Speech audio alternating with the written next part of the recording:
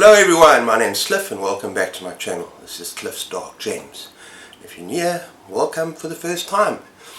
Yeah, and tonight we're going to talk about my most popular videos on booktube as well as my least popular videos. So yeah, stay tuned.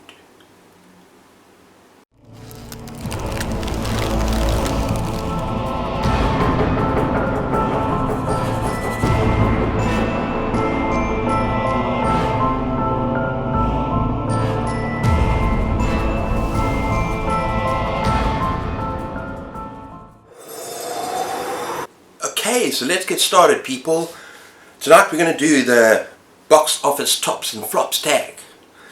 And this is created by joint creators Heather at Heather Reads and Meg at Books Off the Beaten Path. I love that. Okay, and I was tagged by Stuart Griffin, and I'm going to link all those wonderful channels below and go check them out. Yeah, this is actually a very, very interesting tag. And yeah, I've always, like when you go into your YouTube studio, when you go into your channel, and you look at your most popular and least popular, and you look, I'm not really one for doing that very often, but this was fun. Just kind of think about those videos. So yeah, what is the prompt? The prompt is, using your YouTube studio, look up your 5 videos that got the highest number of views, and the 5 that got the lowest. Answer these questions about each video.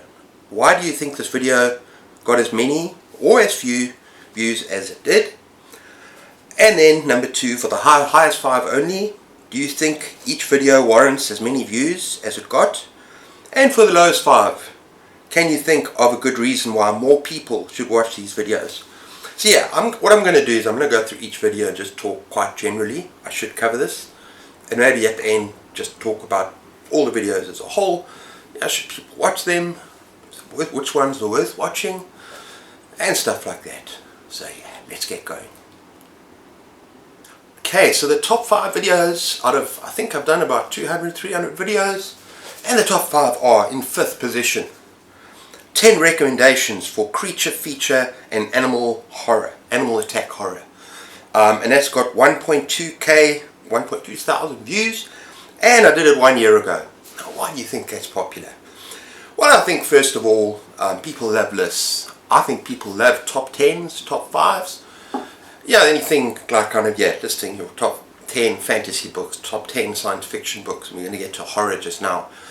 And yeah, people are naturally drawn towards that. But I think in my channel's kind of niche. I talk horror. I also talk vintage horror and not as much modern horror, which people like. Well, my group anyway. And yeah, I think animal attack is kind of not an unusual, but it's something that you don't hear much about on booktube. Not many people speak about that kind of subject, or those kind of books. So I think that's one of the reasons why this was popular. Okay, in 4th position, we have underappreciated horror novels. Also 1.4k. And that was done 2 years ago. Actually, it was more than 2 years ago. I think this is close to my first video. No, not quite. But I think it's in the first 2 or 3 months that I did booktube. And yeah, you can see the thumbnail is different. Not as attractive, I think. But I think it's about the title. Underappreciated horror novels. People want to hear about novels and books that are not spoken about by everybody on booktube. Horror lovers want to hear about a book that would be new to them. So I think this would definitely be something worth watching. If you're looking for something different, something very vintage, maybe forgotten. So yeah, I think this is a great video. And also, yeah, as I say, I think with all this top 5, I put a lot of time and effort into the video, and I think it shows, kind of, maybe. Let's be boastful here, but I think it does show if you really put time and effort into talking about the books without doing a whole review. So you've got a handful of books here, maybe spend 2, 3, 4 minutes on each book. People like that. So yeah. In 3rd position at 1.6k, 1.6 thousand, that's pretty good. It's my Clive Barker collection. Now yeah, this was done also 2 years ago. Old, but not that old. And yeah, I like the thumbnail. I think it's attractive. Yeah, I just think it's very important. Your thumbnail is so important because that's the first impression, people. You look at the thumbnail, and if it's something strange and not attractive, people are just going to move on and look at something else. So yeah, it's hugely important. And also, kind of, Clive Barker is a big name in the horror industry, and so people that are his fans are going to be attracted to a video like this. He's a big horror author, and I'm proud of my collection. I'm proud of what I did in this video. So yeah, I think it's worth watching, definitely. Enjoy that one. In second position, we have dark fantasy recommendations for horror readers, and that's at 1.8k. And yeah, 11 months ago, I was proud of this video. A lot of my recent videos, surprisingly, I've been on for 2.5 years, a lot of my recent videos haven't performed as well as a lot of my older videos. I kind of wonder why that is. Maybe it's not running out of material, but maybe, you know, like a lot of the top 10s, stuff that's in your head when you start booktube, you're excited to do that. I love those kind of videos. But it's, you know, you have to come up with new ideas and new plans. Or maybe you get a bit complacent in terms of planning, preparing to make a video, to create a video. And yeah, but I really enjoyed doing this video because it's like a lot of fantasy readers on booktube, a lot of dark fantasy, grimdark. And so having that title and kind of recommendations for horror readers, that dark fantasy, you know, might attract different viewers to the subject. And I think it was a pretty good video. And yeah, once again, I'd recommend it. And I like the thumbnail. I like the thoughtful kind of thumbnail. I need to grow out my beard again. But yeah, so number 2 is dark fantasy recs for horror readers. And in first position, people, by far my biggest video is my top 10 horror novels of all time. 4.8k. And yeah, this is the biggest surprise for me. Not because it's my top 10 horror novels of all time. I think the content's good. I think, yeah, it's a great title. Everyone wants to hear people's top 10 of certain genres that they love. But I think it's a surprise because it's the third video that I made. I know that. The thumbnail is not attractive. Well, in my opinion, it's not. The lighting's off. The sound's not great. I haven't perfected any of that stuff yet. And I'm also still very, very stiff in my delivery. It's not, in my opinion. Maybe people disagree. But yeah, I was incredibly well prepared for that. With notes like I normally have. Yeah, and I cut between each scene, each thing, each book. But yeah, it did so well. And a lot of people really enjoyed it. Got hundreds of likes as well. So I'm very proud of that video. And the fact that it did so well despite the lighting and the sound. And just the fact that I was new to booktube. I was still nervous, people. In fact, you never get over your nerves completely. You don't. But yeah, I'm proud of that video. Number 1. Okay, now it's time to turn to my bottom 5 videos. Close to 200, 300 that are made. And in the 5th lowest position at 89 views. And that was 7 months ago, so it's quite recent. And it's a Christmas book tag. Look at my hat. Come on, people, who doesn't love Christmas? Now I just want to get into tags. Tags are so much fun. I love doing tags, but they're not as popular as other bookish content. It's just a fact, right?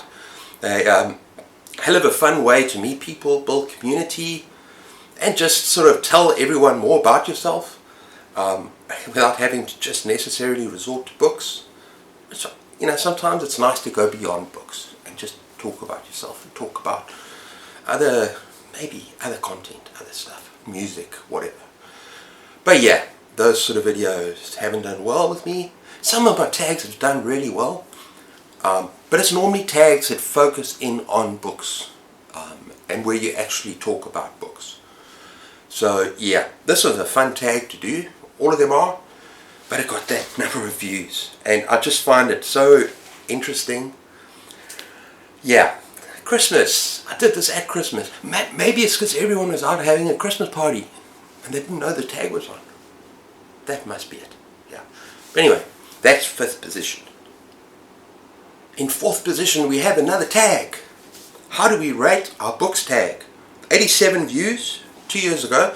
This was a very early video, but I'm surprised it didn't do better because it's about a very interesting topic, and I actually had a lot of fun thinking about how I rate books.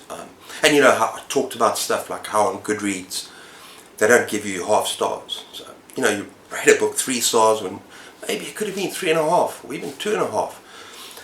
So there's all sorts of interesting questions about that, and I enjoyed it. I thought we would do a lot better because it is kind of book related, but no, didn't do very well.